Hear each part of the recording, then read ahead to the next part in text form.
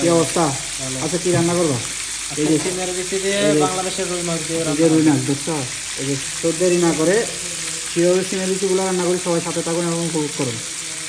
পেঁয়াজ রসুন আর কাঁচামরিচগুলো দিয়ে দেয়া আমরা তো আজকে ইয়ে রান্না করবো না, রুই মাছ দিয়ে সিমের বিচি নাকি অবশ্যই দেবো দেখা লাগবে রান্না না দিলে তো ভালো হবে না। টেস্টটাই অন্যরকম। ভালো করে নিয়ে রেখে দিই, পেঁয়াজগুলো একটু লাল লাল হলে তারপর মশলাগুলো দিয়ে দেবো। হ্যাঁ এই যে এখন এখানে কি দেবো? পেঁয়াজে মরিচের গুঁড়ি, হ্যাঁ হলুদ, ওকে ওকে, জিরার গুঁড়া, মিক্স মশলার মতো যেটা মিক্স মশলা না, জিরা ধনিয়া, লবণ প্রথমে একটু দেওয়া হয়েছিল, এখন একটু দিয়ে ভালো করে মিক্স করে নেবো। হ্যাঁ আর লক্ষ্য রাখবে মশলা যেন না পুড়ে যায়। হ্যাঁ একটু পানি দিবে, একটু করে কষাই ভালো করে হালকা করে দিবে। পেঁয়াজ এখন মশলা সবগুলো হয়ে গিয়েছে।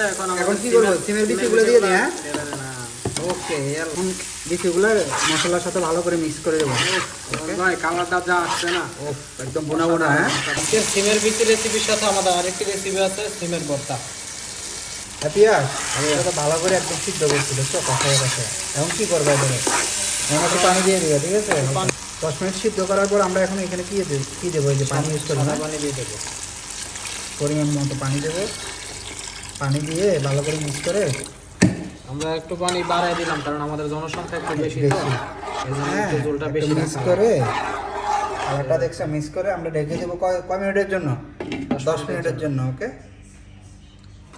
এখন আমরা এখানে দিয়ে দেবো মাছ, রুই মাছগুলা। যে মাছগুলো দেওয়া শেষ, এখন সেটিং করে দেবো একটু সুন্দর করে এগুলা নেড়ে ছেড়ে ডালের সাথে। এবং মাছ দেওয়ার পর আমরা এখানে আরও ঢেকে দেবো 10 মিনিটের জন্য। ভাইয়া ফাইনালি আমাদের রান্না কমপ্লিট, দেখছো গাইস? দেখেন ফাইনালি আমাদের রান্নাটা কমপ্লিট হয়ে গেছে। ইয়াস, দেখছো কালারটা ঠিক আছে? সো অবশ্যই কমেন্ট করে জানাবেন সিমের বিচিগুলো কেমন হচ্ছে। দেখা হবে পরের ভিডিওতে, ততদিন ভালো থাকবেন।